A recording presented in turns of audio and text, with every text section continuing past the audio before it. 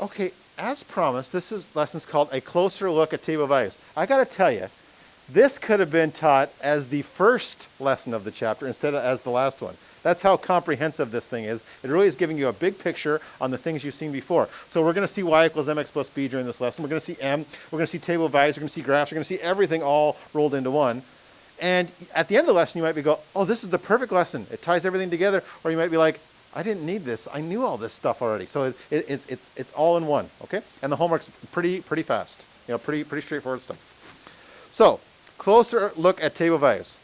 Deciding whether a graph is linear or not. When we're given a table of values, how can we determine if the relationship is linear? I'm going to write two sentences. One sentence that you're like, yes, I get that completely. And then another sentence that uses fancy math language. It'll say the exact same thing, but fancy math language. So, when we're given a table of values, how can we determine if a relationship is linear? If it goes up by a constant amount. Again, if you're getting deja vu, yeah, we talked about that in another lesson. To be linear, we should be going up by the same amount every single time. Think of a set of stairs. A set of stairs to be linear, to go in a straight line, I know it's like this, but to go up at a constant rate, it's got to go up by the same amount every time. Imagine building a house that had the first stair like this, the second stair like this. That would be a weird set of stairs. We got to go up by the same amount every time. Now here it is in fancy math terms. The first differences must all be equal. And I think I only just mentioned first difference in one lesson once. I said first differences. I didn't make a big deal out of it. Here I'm going to make a little more deal out of it because those words come up in some of the homework. And also, on stuff in grade 10, we really want to talk about first differences. And here's all the first differences are, is you formally go over to your table of value and you write down first differences. And all we're going to do is see if it goes up by the same amount every time. And why it's called differences is you take this one, you go 23 minus 22, it went up by 1. 24 minus 23, it went up by 1. 25 minus 24, it went up by 1. You see, and that's why it's called differences. You're always taking the value and subtracting the one above it to see how much did it go up by. Here, the first differences are all equal, so it's linear. If I graph this thing, it would be going up by 1 every single time. It would make a straight line. Okay, just one thing you got to watch out for. The only tricky way they could do this is not make this go up by the same amount every time. This table of values has got to go up by the same amount on both sides. You're like, well, shouldn't it always go up by the same on this side? No. Scientific data, usually, when you collect the data, won't necessarily go up by a constant amount over there, so you've got to check both sides. Okay? We hadn't seen that before, where you have to go up by the same amount on both sides. Does that ring a bell? Lines have to go up by the same amount every time? Oh, I'm so glad you're back. So many are so good at nodding when I ask questions. At least give me something. The grade 12s are very stoic. They don't like to tell me anything. Oh, it's good. Thank you. Welcome back. Questions here? More time? No? Okay, for each table of values, calculate the first differences and circle whether the relationship is linear or nonlinear. It doesn't circle, we'll just write it down. So our job is to just check each one. I'm going to start with this one over here, okay? On the right-hand side. Here's the way it could go in a non-tricky one. A non-tricky one, you just go, okay, goes up by 150. I just take the 1650 and subtract the 1500. 1850 minus 1650, 200. Now I'm going to do the rest of them, but if you're actually trying to decide if it's linear or nonlinear, you're done. This is nonlinear. It does not go up by the same amount every single time. It went up by a different amount there. And as soon as it does that once, we call it nonlinear. Hang on. In science, if they're really close, sometimes we say, oh, it's linear. If they stay really, really close. In math, right now we're saying no. They have to be exactly the same all the way along the way. And the science people can decide whether it's close enough or not. Sometimes they go, well, it's close. We'll take it. Okay? Just a little warning there about science. I'll check the rest of them just to show that it really goes all over the place. Okay? I'm going to go on to this one next because this one's a troublesome one. I'm going to leave it to last. And I hope I'm giving enough time for you to stare at this one and look at it and go, oh, that's tricky, okay? So this one down here now. Let's see. Technically speaking, this difference would be -7. Can you see why it would be -7? Because it's going down. You know, like negative slope, going downwards. And so -7, -7, -7, -7. This is linear because they're all the exact same. They all have to be exactly the same. Again, in science, sometimes they let you away with as long as it's really close. But I'll let them worry about that. And we're just going to double check over here that over here that these differences are the same as well, going by 3 every single time, which it was, so that's no problem. Now, this last one. What's the problem with this one? You might think that someone's being tricky or trying to cause you a problem, but they're not actually. Sometimes the data you get in scientific things, maybe not as dramatic as this, but this is what you actually get when you're done. What's the problem with the left-hand column? Yeah, it's all over the place. It's not going in order. So to give ourselves a chance at this, we rewrite the table. And we go, okay, number of minutes, temperature, 0, 1, 2, 3, 4. Get them in order. At least that much. And the good news is, once I put them in order, they actually do go up by 1 every time. So let me just get these matched up. 75.2, 80.7. See, I'm just moving the data around here. Number 2, 86.2. Move this up out of the way because it's annoying me. What was 3? 91.7. And then finally 4, 97.2. Then I can do the first differences because they're at least in the right order. And if I do these first differences, I get 5.5, 5.5, 5.5, 5.5. Oh yes, it is linear. It certainly didn't look linear when we looked at it over here. We had to get it in the right order first before we could really tell. And over here, these are all going by 1, so just double check that as well to make sure that this is going up by the same amount every time. You could graph them too. You actually could just graph these things and see if it goes up in a straight line. But again, that sort of gets to the science side of things, and we're like, oh, maybe it's not exactly linear. Here we're checking if it's exactly linear, and so we want to actually subtract them. Any questions about that? Questions? More time?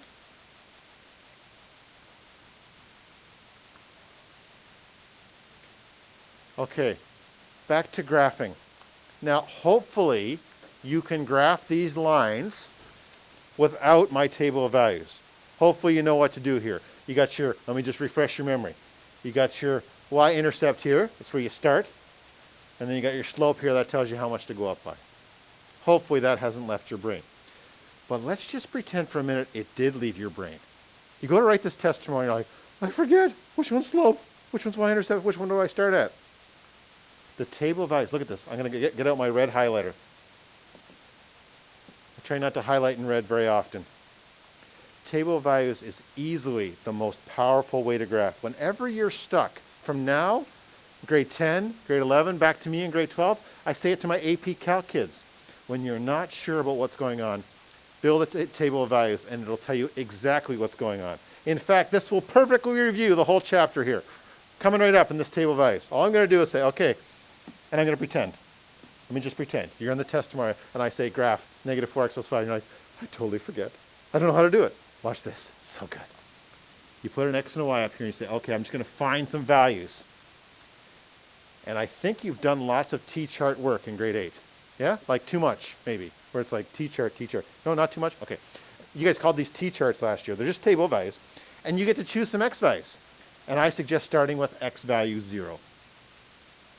And when I sub in x equals 0 to this equation, I get -4 times 0 plus 5. -4 times 0 is 0, plus 5 is 5. Now check this out. You've learned so much in one point on the table of values. All that stuff about where does it start, how much does it go up by, half of it is right there, 0, 5. You're like, oh yeah, Okay, I got it. I'm okay. This thing starts on the y-axis at 5. It's got a y-intercept of 5. And all I did was sub in x equals 0. We also did that in the y-intercept lesson, right? We said, okay, we can find x and y-intercepts. To find y-intercept, set x equals 0. You're like, maybe you're unimpressed. You're like, well, yeah, I sort of remember all that. But if you didn't remember, or let's say you're in grade 10 next year, you're like, how does it work again? I forget how this works again.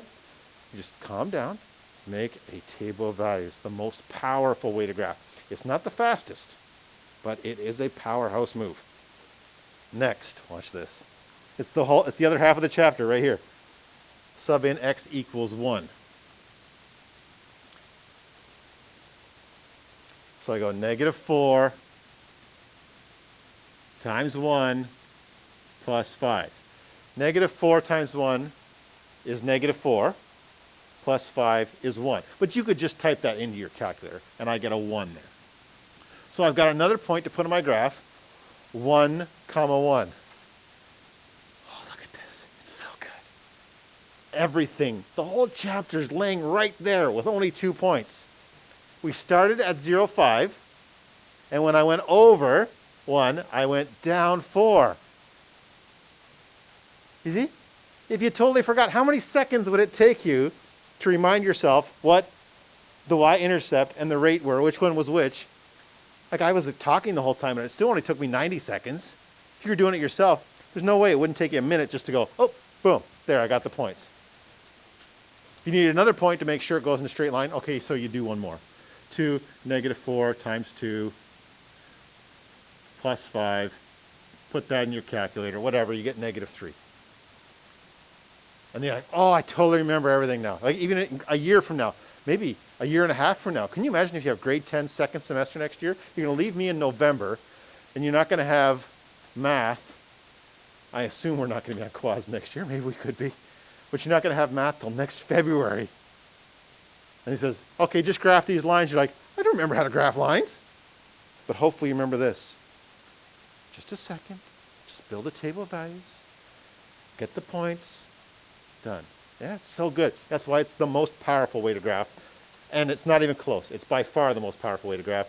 So you get your line there. And you draw the line. Do you remember, though? I'll take this. When you do this on my test, I'll be like, yes. What's your grade 10 teacher going to want on this thing? The arrows to say, keep going. Yeah? Your science teacher is going to want you to go all the way across the page to extrapolate and make predictions. You'll get to all that later. And next chapter we'll find out we better label each of these lines so we know which one's which. I've made them both red.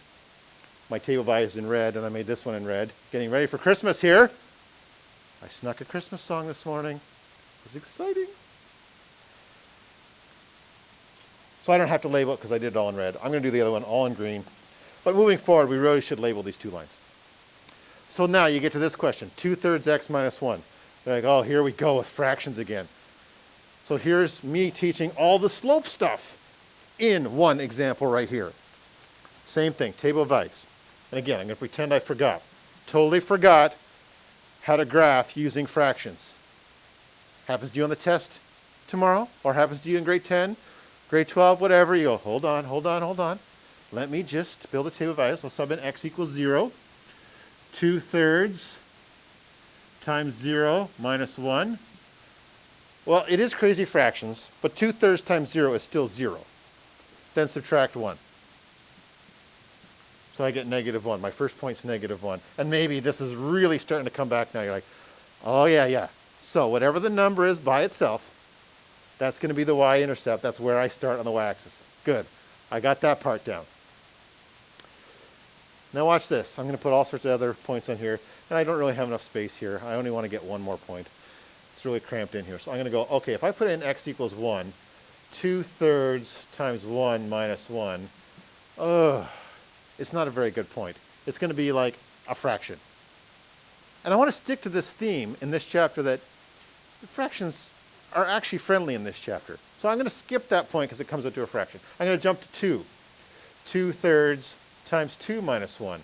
Also a fraction, not great for graphing. Check out this one though. This is the x value I want to talk about. 2/3 times 3 minus 1. 2/3 times 3 is 6/3 minus 1. So it's 2 minus 1. There's another good point. So I skipped all the fraction points. And if you're really with me, in a second I'm going to come back and ask, what x value should I use next to not get a fraction? But anyways, okay, back here. 3, 1. So I get a point. 3, 1. What happened as I went from 0, -1 to 3, 1? I went up 2 over 3. Where do you see the up 2 over 3 in the question? Where's up 2 over 3? Where can you get that right out of here? That's what the slope was telling you. That's what we learned last time. So this is rise over run. Now I've got my extra point. I can do other points here, 2, 3, 2, 3. I'm trying to help give away my other question, which was, what's the next point? Green. Green. Didn't I hit green? I thought I hit green. Green, straight line.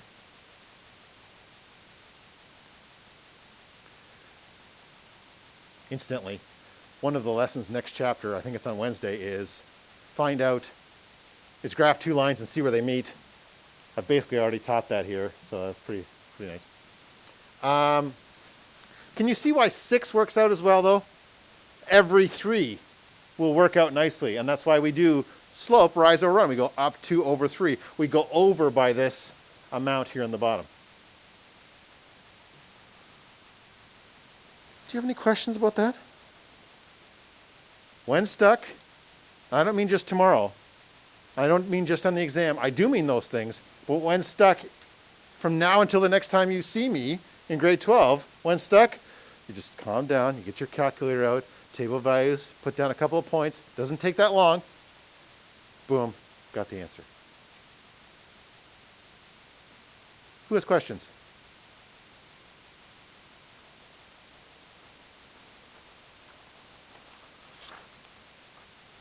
Okay, one more thing I want to show you is how to take these table of values and turn them into equations, because it's actually pretty straightforward. Because what we want is first to decide, is this a linear relation? And I can see here that it is linear. It's going down by 30 every single time. And just to double check, I'm going to make sure over here, this is going up by 15, up by 15, up by 15, up by 15. This is how I decide if something's linear. I check the rise and the run. I'm using a new word there. Check the rise and the run. It says determine the slope. Slope equals rise over run. What's the rise in this question? Ooh, I missed a negative there. What's the first difference? The slope and the rise and the first difference are the same thing. So negative 30. But what's the run? I've got that on my table as well. These not look like 15s. I'm going to improve my 5s a little bit there. Look like little S's. The rise is 15, or the run's 15. You can get it right off your table there. So in the middle table of values, in the middle of these first differences, the slope is popping its head up in the middle of all that. Okay, now I'm ready. Here's the review of y equals mx plus b from last week. Not last week. The last week we were together. What goes here, what goes there? A little review. What things do I put in each of these? In the m spot, that's the slope, yeah? So I'm going to put the slope there. In the b spot, I put the y-intercept. It's all on the page here. It's all here. What's the slope? Negative 2. What's the y-intercept? I'm going to get ready with the yellow highlighter. Where do I find the y-intercept? This is the only tricky part of this whole lesson. The rest of it's review. And hopefully, as I was teaching it, even if you weren't remembering all those things, it was all coming back together. You're like, oh, yeah, I remember all this now. How do I get the y-intercept off the table there? It's laying right there. It's actually pretty easy, but you have to know where to look to get the y-intercept. When we did y-intercept, what was that fancy line we wrote? It wasn't that fancy. We said, for y-intercept, set x equal 0. See, it was in your heads, yeah? Some people said it and they didn't even really mean to say it. For y-intercept, set x to 0. You just got it on the table, find out when x equals 0, and it's actually that easy to find the y-intercept on the table. Just find out where x equals 0.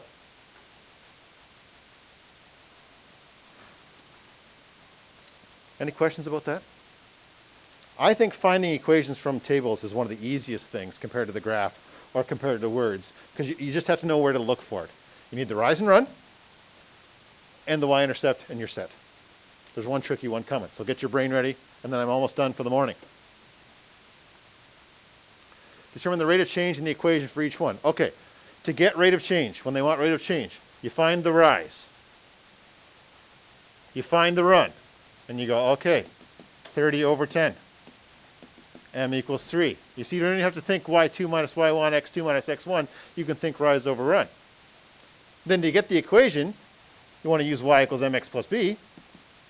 We write y equals 3x. What's the b here? Or where do we find it? I'm going to get my yellow highlighter going again here. Fancy sentence coming. For y-intercept, set x equal 0. So we look where x equals 0, and here the y equals 0. So you can write plus 0 here. Most people don't. They just write y equals 3x. That's fine.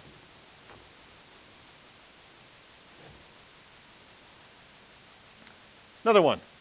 They want the rate. So I just go, okay, it's going up by 11s.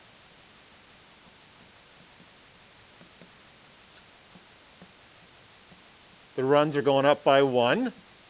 And so the slope is 11 over 1, which is 11. And if you've drifted off to sleep on me on a Monday morning, I totally get it, especially if you did all the review and you're like, I totally remember all this stuff. It's totally fine. I'm not worried about a thing. You might want to tune in for this because there's one little tricky thing here. Is this the last example? Okay, last little bit of focus. Bring all your brain back. Last little bit of focus till after lunch here.